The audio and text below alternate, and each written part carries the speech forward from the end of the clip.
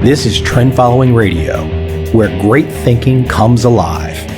Nobel Prize winners, legendary traders, best-selling authors, and the pros that know what drive us irrational human beings. I am your host, Michael Covel. Not filtered, raw, honest. That's my passion.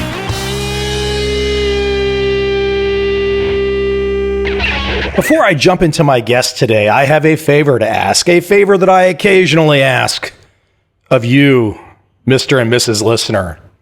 If you like this podcast, go to iTunes and write a review. It only helps this crazy process of landing good guests, landing great guests. Real simple, Covel.com, Covel.com/iTunes takes you right to my iTunes page.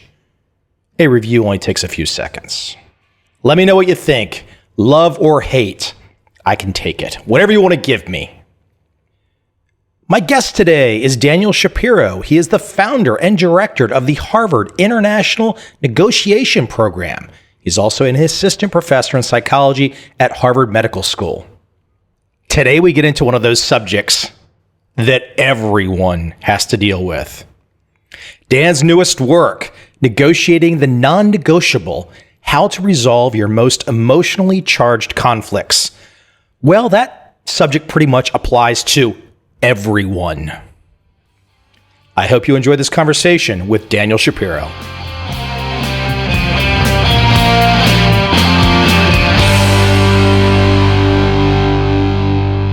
I find this topic so interesting, thinking back for me as a young guy in the early 1990s, interning at the American Embassy in London, and I would go to lunch with one of the American diplomats there, and that was my first exposure to international relations and seeing how some of the discussions about conflict and bilateral, multilateral, and negotiation conflict would go.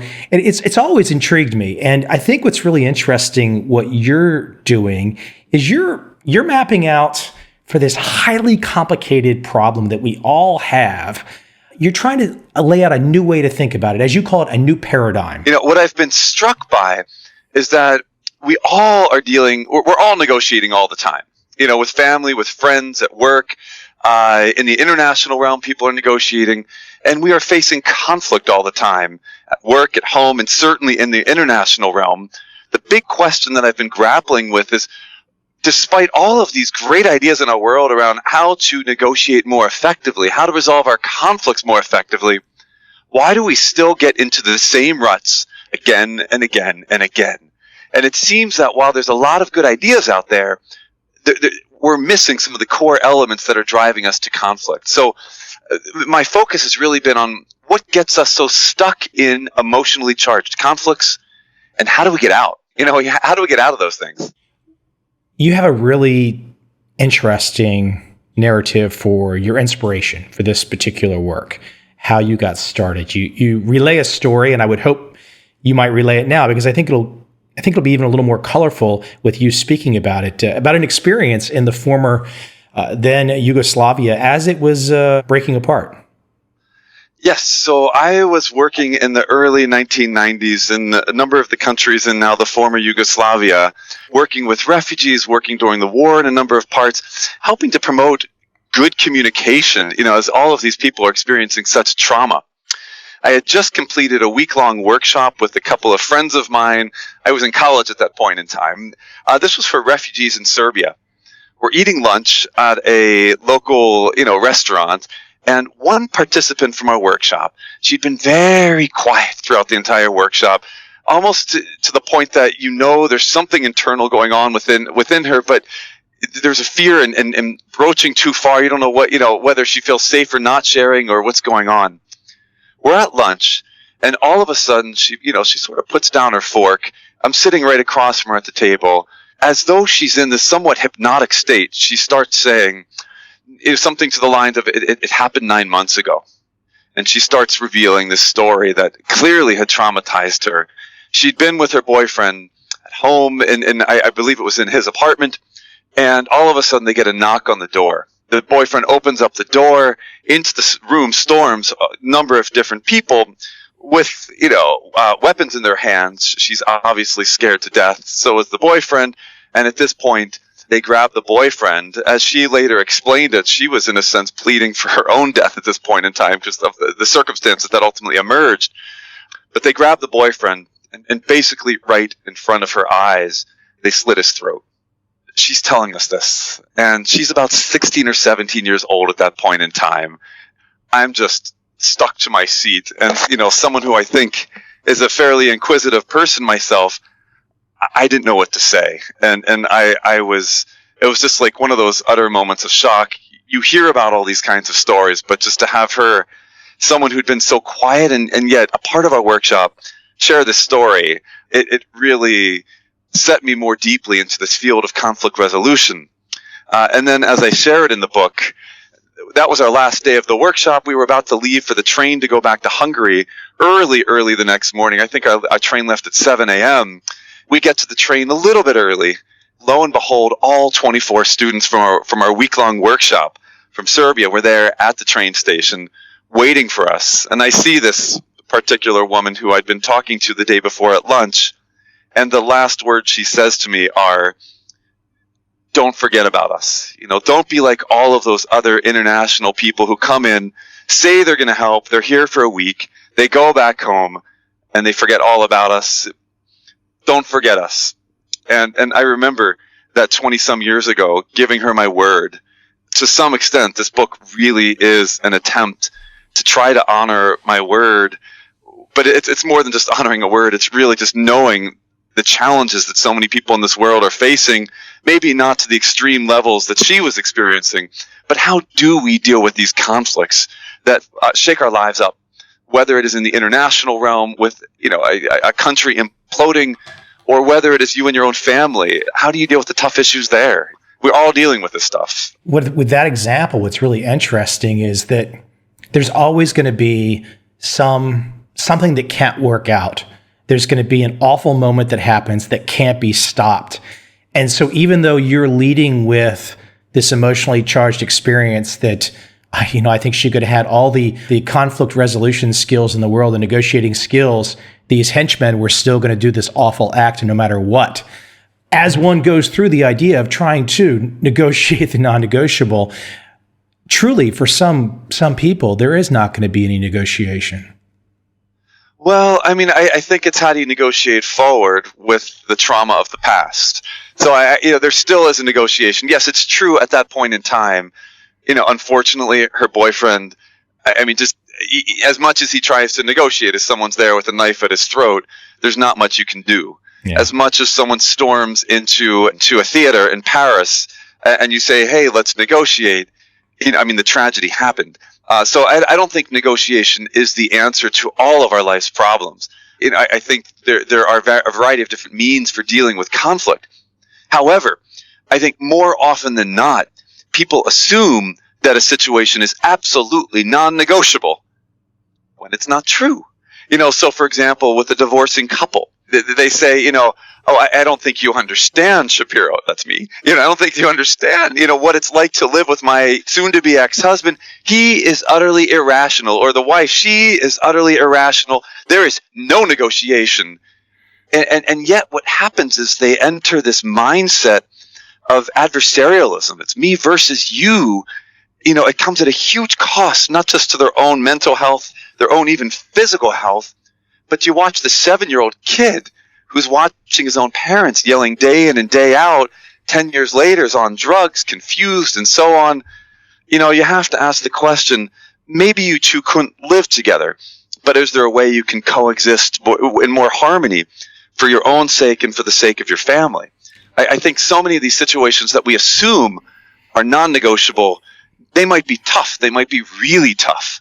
But I don't think they're non-negotiable. Yeah, I knew as those words are coming out of my mouth, you were going to get me because I sounded like I was giving in and there was no negotiation available.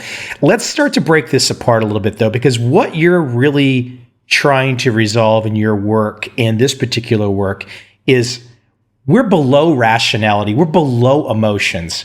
We're at another level that's driving us all, and that's identity. Why don't you explain from your perspective why we should be thinking about the word identity. What does it mean to us, really? There are some who say negotiation is utterly rational. So it's two business people walking into a negotiation. They have their pieces of paper. They haggle an agreement. That's not typically the way, as I've watched it play out many times, how business tends to work. Emotions come into play. And one side gets frustrated at the other's treatment of them, or they don't like what's in a contract. They feel like they're being exploited. There's that second layer of emotions. And yet my sense is that's still not deep enough. Why do we tend to get into some of these really difficult conflicts? Because I feel like you're threatening my identity, how I see myself. And I might feel like you're, and vice versa, you might feel like I'm threatening your identity, how you see yourself. The moment that you feel like your identity is feeling under threat or attack, there is this whole cascade of different emotional dynamics that start to overtake our way of thinking. But I consider our identity be in any conflict where emotions come into play, your identity has been struck to some extent. There's worked with the New York Police Department's hostage negotiation team to some extent. I remember many years back, one of their lead hostage negotiators said to me, you know what every one of your conflict has in common? I said, no, what? He said, you were there. And it sounds simple. It almost sounds too simple. But to me, that comment was profound. That the one thing that every one of your conflicts has in common, you personally, is that you were there. So in other words, there's something about you that is contributing to the nature of your conflicts every single time. And to me, that falls into the realm of identity.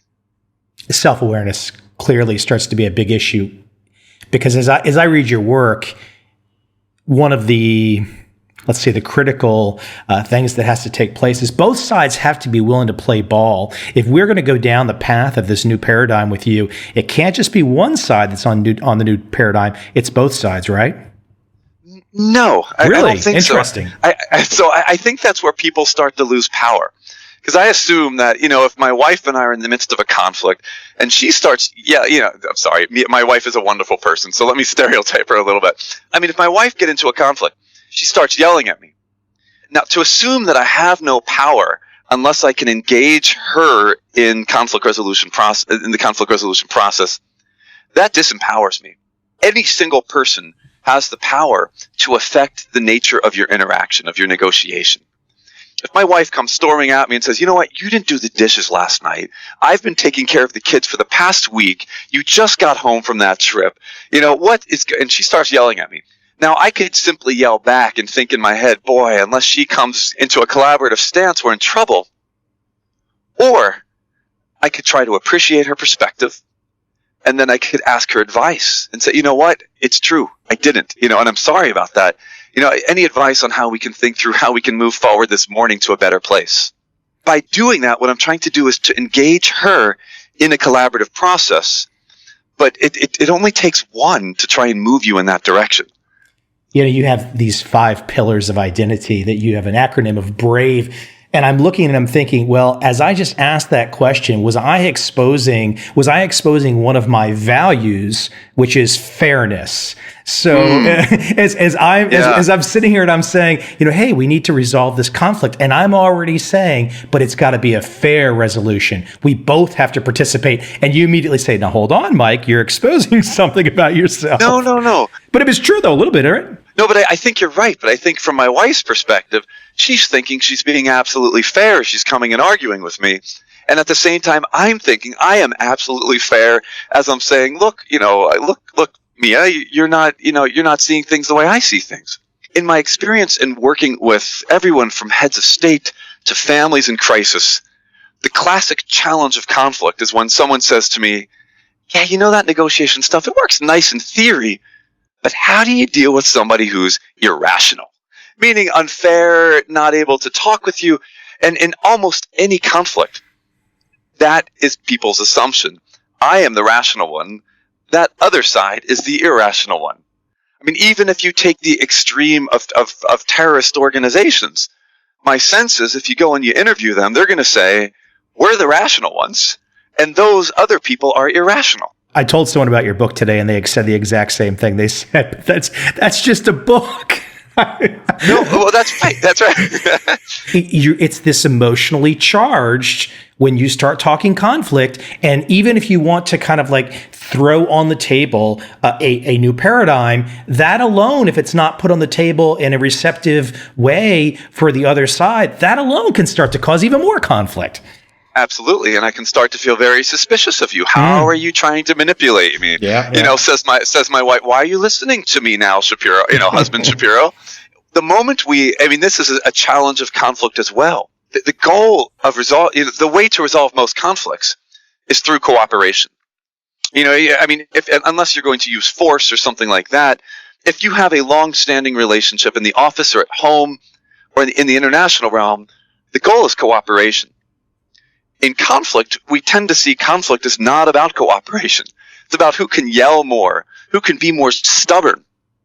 And the moment, and to your point exactly, Michael, the moment that I start to be cooperative in my relationship with somebody else at work when we've had conflict, they're going to start to get suspicious.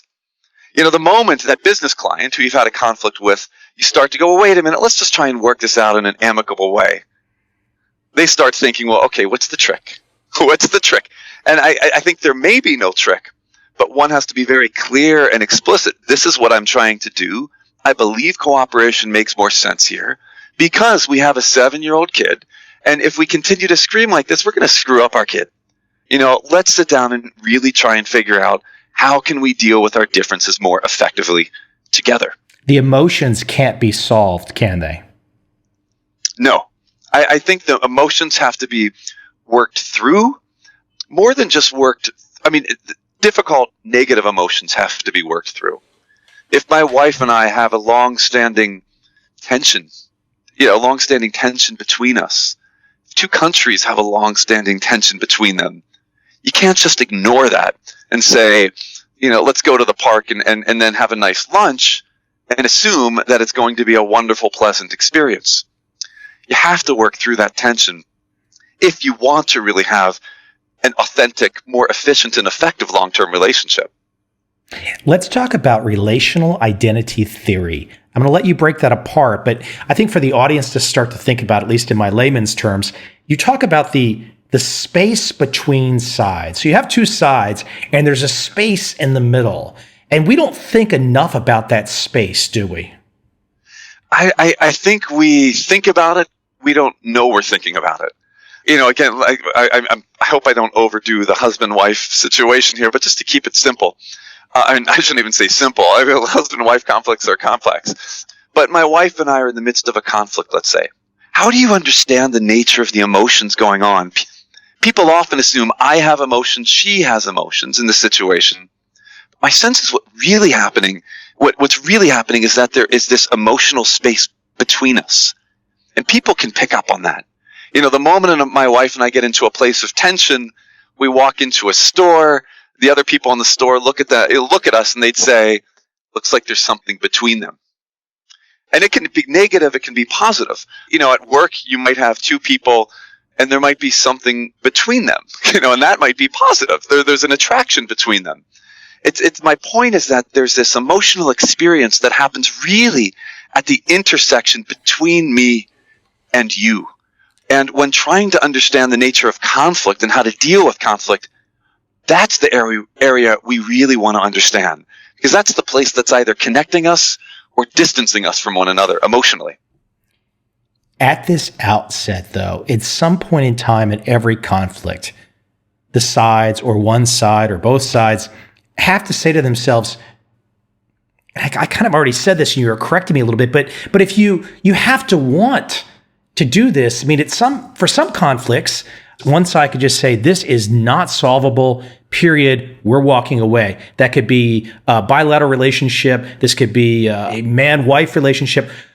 But at some point in time, if we're going to get to the point, and I'm holding your book in front of me, if I'm going to get to the point of negotiating the non-negotiable, I first have to make the decision that I even want to do it, right? I mean, that's part of this. No, I agree with you there. And even there, I think what's useful is to have a systematic analysis of whether I should keep talking to the other side or whether I should walk away. And one of the most fundamental concepts of negotiation is what some of my colleagues have coined as your BATNA. So your BATNA, it stands for your best alternative to a negotiated agreement. Your best alternative to a negotiated agreement, it's your walkaway alternative. So if I don't buy the car on this particular lot, what am I going to do? Am I going to walk to work? Am I going to go buy the car that was, $5,000 cheaper at the lot beside? Your BATNA is your best it's your walkaway alternative. And people often don't think very carefully and systematically about their walkaway alternative. They think, okay, I'm not going to negotiate with that other person right now, and I'm just going to, and they walk away. They storm out of the room. But oftentimes people storm out of the room to a much worse circumstance. You don't get the car that you could have gotten. You yell at the car dealer to the point that car dealer no longer wants to work with you, and you storm out of the lot and realize that all the other dealerships in the entire city have a car, the same one you want, that's about $10,000 more. You've screwed yourself. You screwed yourself based upon emotion, based upon not thinking systematically about whether it makes sense to negotiate or to walk. And I think whether it's in the personal, interpersonal realm at work or in the international realm, we need to think carefully, what is my best alternative to negotiating with you? And is that alternative better or is it worse? I wouldn't just walk from a negotiation, but on the other hand, I wouldn't just stay in a negotiation if you have a BATNA that's better, if you have an alternative that's better. Let me take a sidetrack for a moment. What's the basis of this work? What's the research behind this? What is your on the ground, the legwork that you've done? How did this book come to be? What's behind it? How many years are behind it? I mean, I know there's more than a few, but talk about that process of how this even came to be. Whether it's in the field research, the interviews. This is complicated stuff to try and put a new paradigm out. There must be a lot behind it. I mean, it did start to such an extent in Eastern and Central Europe when I was doing work during the transitions from a closed to an open society there. And as I was doing that work, what I realized was that people were coming into that region to help with the military transitions, with the economic transitions. But to me, the biggest question was, how do you deal with the human transition when one day you're a closed society, operating under communism in Eastern Central Europe, and the next day you're an open society? How do you deal with conflict within that realm? And to me, this is all about psychology. I went back and got a degree, a doctoral degree in clinical psychology. But my purpose was not to become a therapist. It wasn't to practice psychology, psychotherapy. I respect that. My interest was much more in the realm of how do you help people deal with conflict more effectively? How do you help people deal with the emotional and the identity-based dimensions of conflict? And what I was seeing around me in Eastern Central Europe, it was things like Yugoslavia that was exploding because people weren't dealing with the emotions. And those who were dealing with emotions and identity were manipulating it for their own self-serving purpose. Someone like Slobodan Milosevic, who very well understood how you can take identity, sweep people, it's us versus them, come with me, and I will passionately come with me, here are your arms, and now let's create a greater Serbia at a cost to all of these other groups. And it cost a lot of lives. It cost his own, life, arguably, as well. But that's really how this came about. Early on, I did laboratory research looking at, do relationships matter in negotiations? The answer was yes. Do emotions matter? Yes. How do you deal with them? And have spent the past 20, 25 years primarily doing field-based research, seeing what works, what doesn't work. Somebody emailed me today, and completely unrelated to our discussion, they asked me I must have used it in a podcast. They asked me what the term Balkanization meant. My smartass answer was, have you Googled this? But it's really interesting that we're talking about it right now, because what I want to lead into is the nature of tribes and the tribe's effect, as you describe it. Because, gosh, there can be it's one of the best examples in the world to look at the former Yugoslavia and the tribe's effect in this relatively small region. It's a passion and an intensity, and I've not been to that part of the world, but I know it's a passion and an intensity that us outsiders probably will never really understand unless we go and live there. Yeah. So the tribes effect, it's a concept that I've coined in the book. And I define the tribes effect as that us versus them mindset, an adversarial mindset.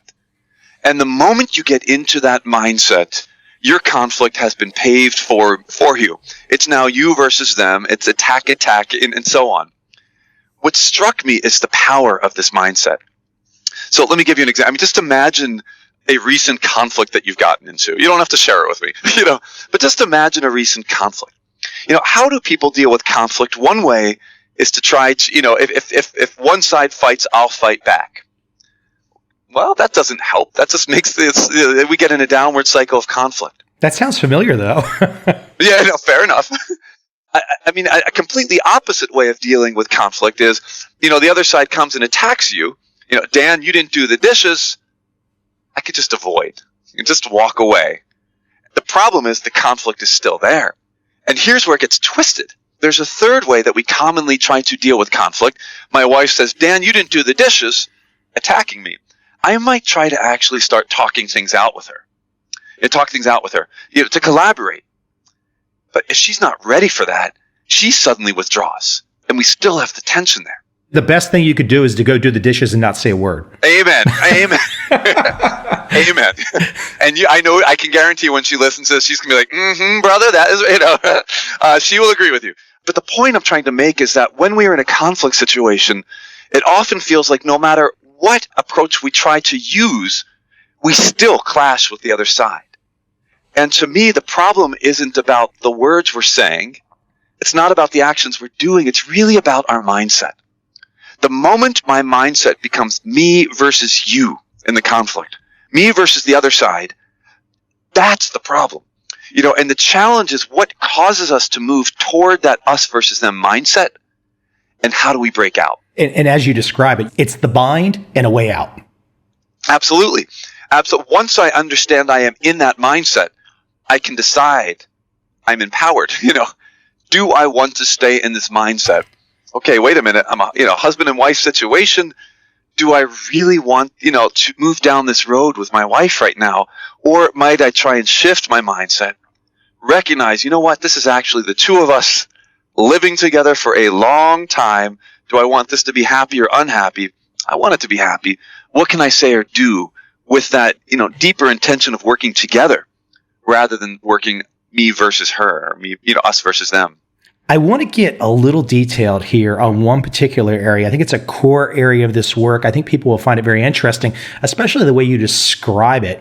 And I think even if people don't understand all of the detail without reading the book, and I do highly recommend people read the book, but I want to break apart the 5 lures of the tribal mind. And I would love for you to kind of give a broad overview of each. Vertigo, repetition compulsion, taboos, assault on the sacred, and identity politics.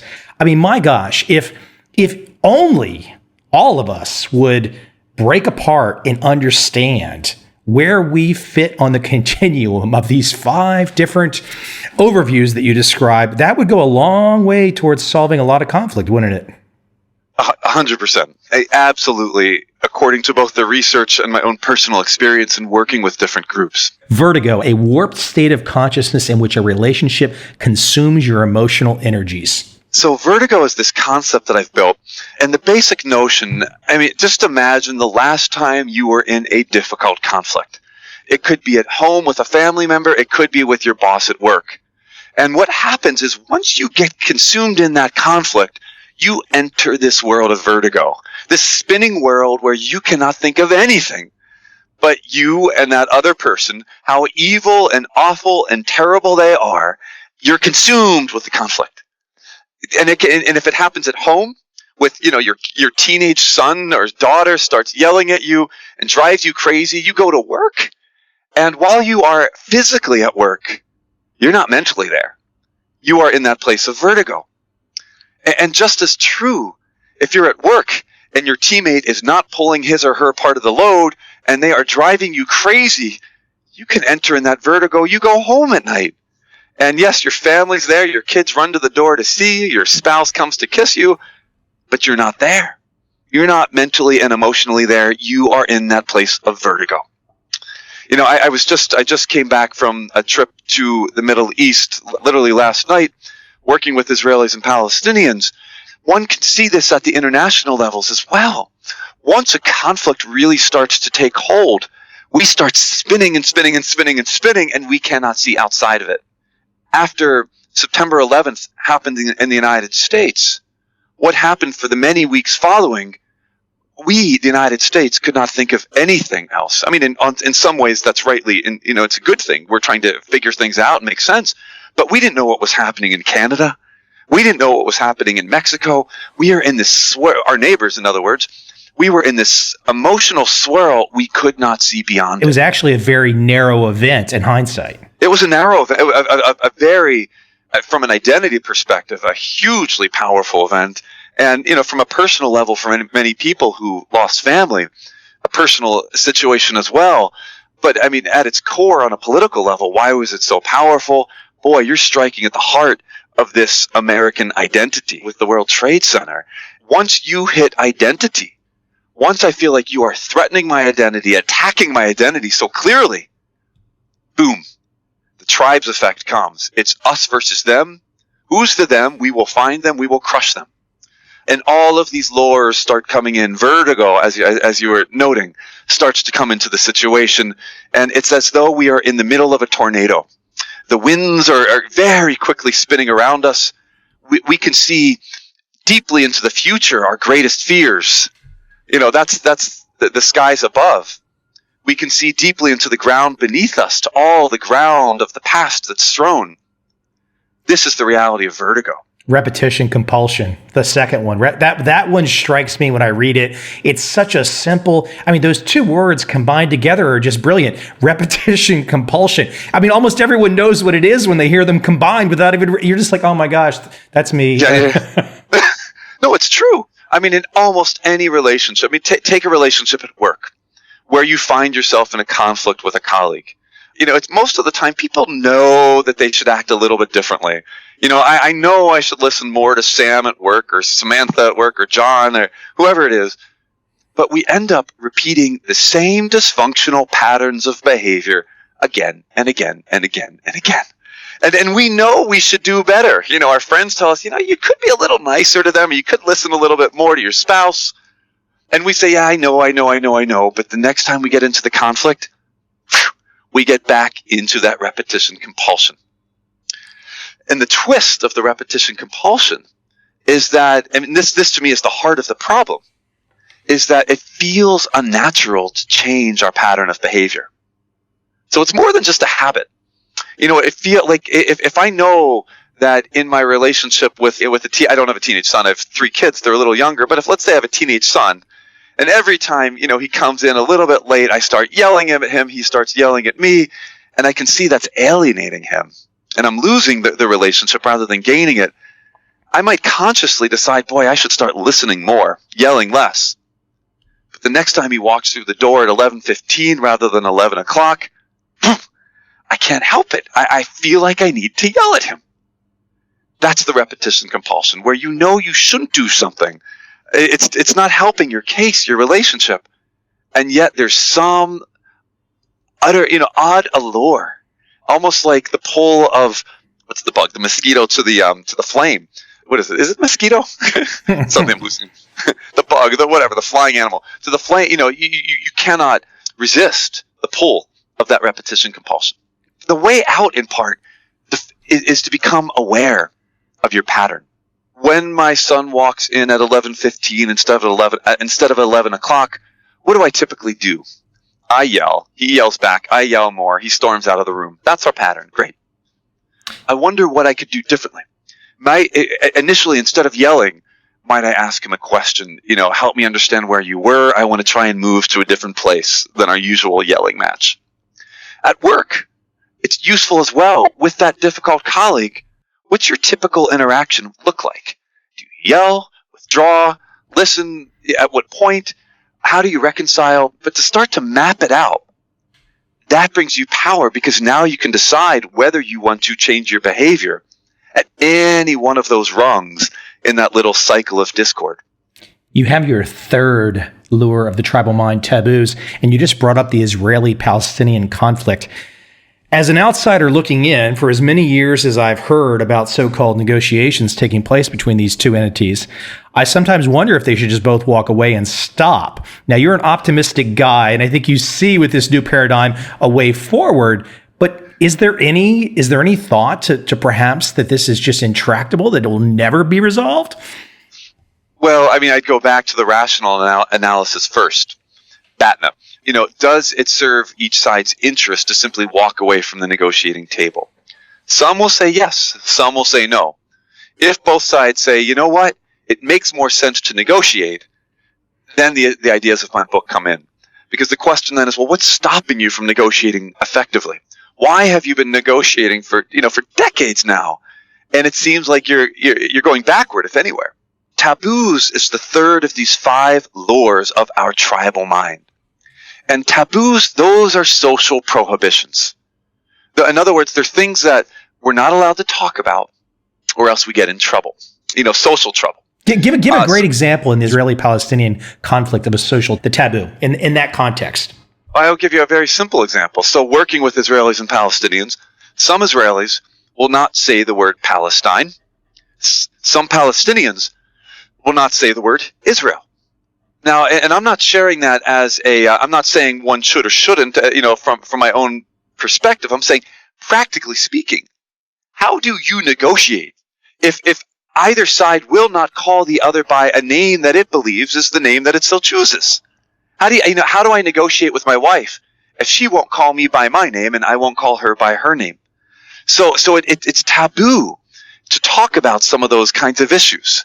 And if you can't talk about the issue, how are you ever going to deal with it? So one of the things I did with a number of years back with the Israeli-Palestinian conflict was to bring together a set of Israeli and Palestinian leadership and to say to them, look, based upon our research, here are some of the key taboos that both sides are afraid to death to talk about in this conflict. In the safety of this room, in the privacy of this room, we're going to look at these taboos. And you are going to think through, what are the pros, what are the cons of keeping it taboo, not talking about it? And what might be the cons and the pros of trying to break that taboo? And it was a very powerful session. Tony Blair later, he was one of the participants and co-leaders of that session, but he later made a public statement about the utility of that session. And ultimately it became part of an internal movement that helped to bring about a break in the political impasse to negotiations that happened a few years back. But taboos, I mean, they are tough things to deal with. And even in our own personal lives, if you have a person in your family who might drink a little bit too much, and suffers from alcoholism, do you talk about it? And people, rightly on many levels, are afraid to talk about an issue like that because it's taboo. And the thing about a taboo is if you break a taboo, you risk severe social punishment.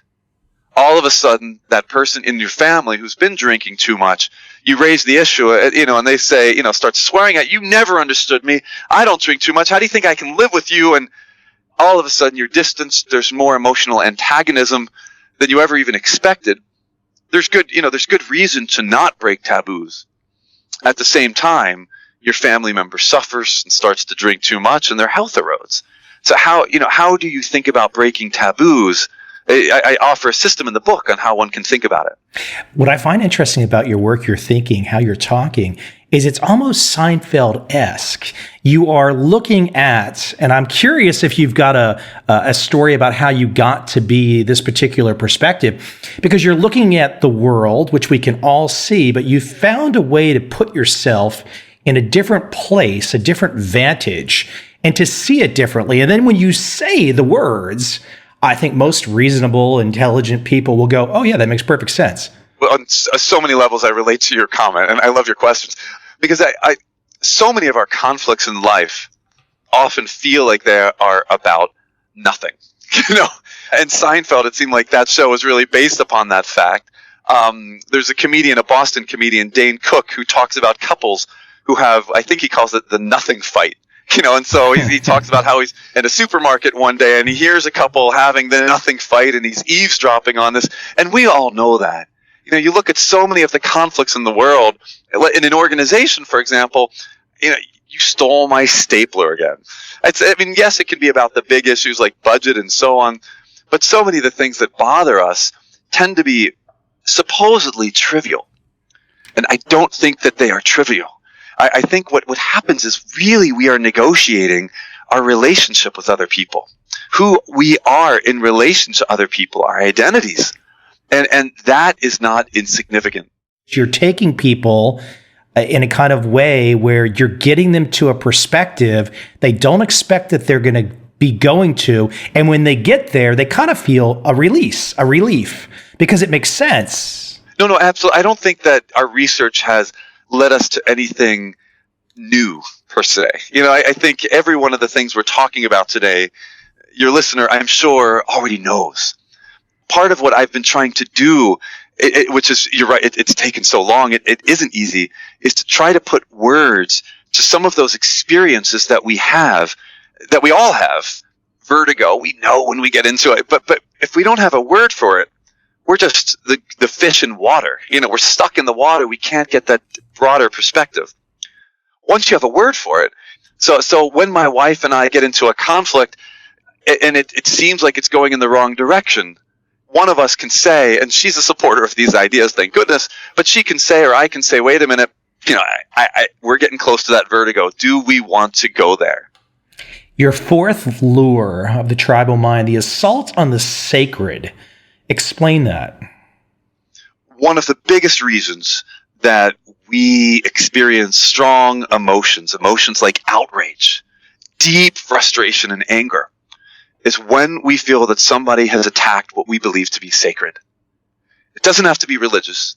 Whatever you feel, what matters most deeply to you, your children, your work, your passion for your work, and it could be religion, your spiritual beliefs. But the moment somebody offends that, even to the smallest degree, now we experience an assault on the sacred, and you are my enemy for life, at the extreme. And let me give you a secular example. I was talking recently with someone about the world of IT, internet technology. There sometimes is a tension between people in IT and people in other parts of an organization. And this person was saying to me that in his own organization, the IT people sometimes feel second class, a little bit demeaned. Talking with some of the IT people, then it became apparent what was going on. From their perspective, this is an assault on the sacred. Technology, from their perspective, is sacred. In the technology world, we have our gods. There's Steve Jobs, as an example. There's our own language. You have the computer code. You have your own culture. And the moment that you feel that somebody is attacking what you believe to be sacred, most valuable to you, now we have a serious problem. I met Steve Wozniak, speaking of Apple and Steve Jobs, I met Steve Wozniak at Saigon's airport. Nobody else knew who he was, and I got a selfie with him. So, awesome. That's awesome. That's a sacred photo. Yes. Yeah. Let's go to the last lure of the tribal mind, identity politics, manipulation of your identity for another's political benefit. I can think of that in a lot of different ways. Why don't you unpack that?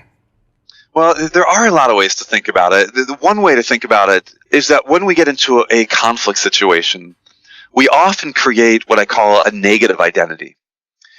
What that means is everything that you are, I am not, and I start defining my identity based upon everything that you are not. You are utterly organized. I hate organized people. I'm such a disorganized person, and I'm proud of it. You are so tight with your money. Ugh, I hate tight people. And you start defining your identity based upon the negative. The problem there is that the moment you resolve your conflict, and you work things out, you've lost your identity through the process. In the book, I advocate instead trying to create a positive identity. Rather than in a conflict or in life trying to identify who you are not, ask yourself, who am I? In a conflict with the other side, it's just so easy to say, oh, I hate that person. They're so this and I'm not. Who am I? What are the beliefs that guide who you are? What are the values that guide who you are? The allegiances and so on. Who are you? Organizations, I think, are very susceptible to this problem. Once you get internal conflict, people can fall into that dizzying world of conflict. And my response, don't. Take a step back. What defines your organization? What defines your department within the organization? What are the values that you hold, and are you living by those values? What are the beliefs that underlie your organization, and are you living by those beliefs? And so on. What are the experiences from our past that define who we are in the present? Apple, boy, we worked out of the garage, many years back. We are hard workers. We're creative. That's a value. That's an experience that defines Apple to this day, despite it being one of the biggest companies in the world. That's who you are. Apple, I think, strategically decided we're not going to define ourselves as against Microsoft or against some of the others. Who are we? What makes us innovative? Building an identity rather than defining it against another is a huge point of leverage in the corporate world, in the political world, in all of our lives. The current political season in America, I think it's fair to say that what we thought of as 6 to 9 months ago as two political parties is clearly 4 political parties right now. I mean, there is literally 4 political parties and vying for power in America right now. And speaking of balkanization, we might be headed down that path, at least politically. Well, it's a dangerous path to go down because all of a sudden, you're right. I mean, so you have the internal divisions, the tribalism within each of the parties, and then you have the the emerging tribalism between parties as well. Not even emerging; it's there. This is complicated. The danger of all of this is that we can start to sink our teeth and our minds into that tribes effect, that us-them thinking, when at the end of the day, that's to all of our disservice. So in other words, let's take the classic Democratic Republican, element. If the Democrats and the Republicans each see the other as the enemy and refuse to work effectively together to cooperate for joint gains, that's a huge problem because at the end of the day, it's not Democrat versus Republican. We are all Americans. If one cannot focus on that broader identity that holds all of us together, we're going to be, 2 people in a rowboat way out at sea. One says, well, I have a big, saw. I'm going to sink this boat if you don't do what I say. And this says, well, I have a bigger saw. And, well, I have an electric saw. Well, I have a bigger electric saw. Well, guess what, everybody? We're in a sinking boat. Let me read a quick passage from your work, which I think sums up where we're going. An age-old Native American legend tells of a grandfather who shares a secret with his grandson. Quote, I have 2 wolves fighting within me. One is a wolf of love and kindness. The other is a wolf of hate and greed. The boy's eyes open wide. Which will win, he asks. The grandfather pauses for a moment and responds, whichever I feed. I love that. Exactly. That's the challenge. I think at the end of the day, the book and really the work I do is about empowerment. That we have many more choices in front of us than we think we do in terms of how to deal with conflict. I think so often we can feel disempowered in conflict situations, whether based upon gender, age, just being in a tough relationship, and we throw our hands in the air. And the easiest thing to do is to point the finger outward at the other. This is all your fault. This is all your fault, we say. Yeah, is that we have choice. As we wind down, I want to make one point clear for the audience too, because it might not have come across in our conversation. This work of yours, Negotiating the Nonnegotiable, this is a system. This is a process, a paradigm. I mean, one could literally go through this work and you start to make, and there's many diagrams in here that do, this is like matrix. This is if this, if that. I mean, this is, if you choose here or if you choose there, the pros and cons. So there's a really systematic mindset in your work here. So even though we've told a lot of stories today and kind of had this back and forth, I want people to understand that they could pick this up and literally start to think, if one is kind of got this like quant mindset, this feels quantifiable to me. Oh, no, definitely. I mean, at the end of the day, that's what took so many years to write this book. It was, how do you take the complex world of conflict that we all experience day in and day out and try to put some both words to it and also prescriptive advice. So it's not enough just to say, okay, you experience the tribes effect or vertigo or these, different things. What do you do about it? What do you do about it? I really did work hard to try to articulate, based upon the most recent science and based upon practical experience, what can you do? What can you do? Because at the end of the day, my goal is to honor that woman, from some 20 years ago from Yugoslavia who said, I give you my word. And this is it. It really is, how do we try to make the world a better place? Being realistic. You don't need to be soft. You can use this stuff and still be a tough negotiator, but you're going to be a smarter negotiator. You're going to be a more effective negotiator, and we will have a better world. The author is Daniel Shapiro, Negotiating the Nonnegotiable, How to Resolve Your Most Emotionally Charged Conflicts. Daniel, where can we send people to find out more about you and your work? My website is danshapirogrlobal.com. So www.danshapirogrlobal.com. Dan, I appreciate it. Good chatting. We could really, the way that this is constructed, we just scratched the surface. You are awesome. This is an amazing, you got my energy going. So I welcome continued conversation. If you're ever in the Boston area, come, we'll continue over a coffee or something and figure out how to further improve this messy world we're in right now. But thanks so much. Take care, Dan.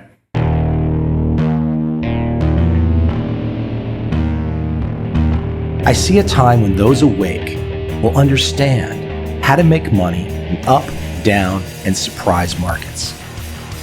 Whether new trader or experienced, college student or financial advisor, protecting against a crash or just trying to make a lot of money, trend following offers everyone an answer in uncertain times.